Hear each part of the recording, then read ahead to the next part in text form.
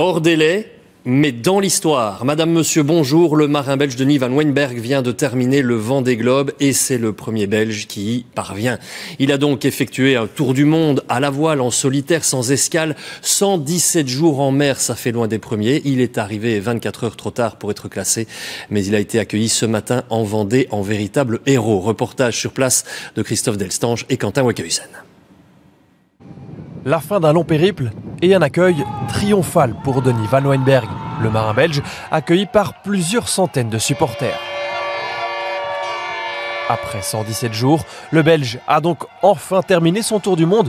Une aventure folle et forcément énormément d'émotions à l'arrivée. C'est énorme ce monde qui est là, voilà. Comment tu peux imaginer ça pour un petit mec qui a fait un tour du monde, voilà quoi. Je suis désolé mais waouh. Puis voilà, voilà, ça y est. Le Vendée Globe c'est fait et puis voilà, tour du monde à la voile, sans escale, sans assistance. Un moment de communion intense partagé avec ses fans et surtout avec ses proches, où Denis a pu retrouver ses deux fils. Et hyper fier et honoré d'avoir un papa comme ça. C'est génial et c'est un truc qu'on pouvait pas espérer vivre dans une vie. Et puis finalement, il a réussi à nous le faire espérer et nous le faire croire et on y a cru jusqu'au bout et c'était incroyable. Une fierté partagée par toute sa famille et ses plus fervents supporters. Avoir un ami qui fait ça, qui arrive au bout, c'est émouvant, quoi. C'est vraiment touchant. De nombreux Belges ont fait le déplacement, mais plusieurs Français aussi touchés par son histoire. Il y a ce petit supplément d'âme vu qu'il est hors délai, donc ça ajoute à son narratif de grand aventurier poissard mais résilient. Et ça, c'est tout ce qu'il faut pour que les Français adorent ça, quoi. Un bain de foule avec le public plus que mérité après cet événement historique pour la Belgique et magique pour Denis. Allez, on se rend en direct au Sables d'Olonne pour retrouver notre envoyé spécial Christophe Delstange. Vous êtes avec le héros du jour. Christophe, j'ai d'abord envie de vous dire bon appétit, mais beaucoup plus sérieusement, on imagine que c'est la fierté avant la déception de ne pas être classé. Oui, une énorme fierté de la part de Denis et de tout son entourage, de sa famille. On a vu beaucoup de fierté, mais surtout, Denis, beaucoup d'émotions depuis votre arrivée.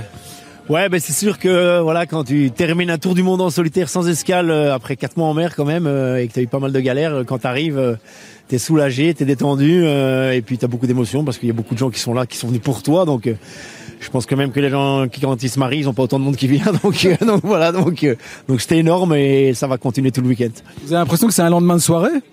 Donc c'est un début de soirée. Alors moi je suis dans un lendemain de soirée parce que je suis fatigué, mais je vais aller me reposer pour essayer de les affronter ce soir. Ça va pas être facile, mais voilà, je sais qu'il y a plein de choses qui sont prévues. On verra bien. On a vu beaucoup d'émotions. On vous a rarement vu aussi, j'allais dire à fleur de peau. C'est quand même quelque chose d'incroyable que sans doute peu de gens peuvent se mettre à votre place.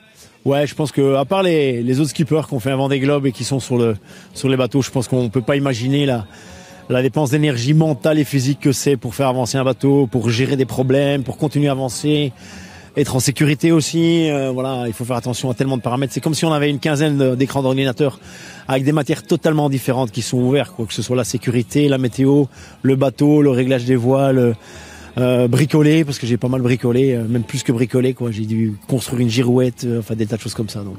C'était quoi le moment le plus intense quand vous avez revu la terre ferme ou en tout cas vos proches ? Non, le moment le plus intense, c'est la première fois que j'ai croisé un bateau brésilien de pêche à lequel j'ai dit bonjour et qui m'a répondu.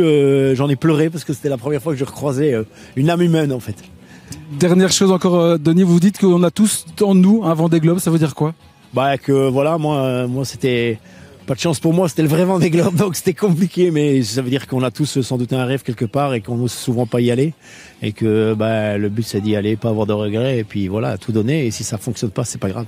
Voilà, merci beaucoup Denis. Voilà Denis qui va donc continuer à fêter ce moment historique pour la Belgique avec tous les supporters qui sont là aujourd'hui.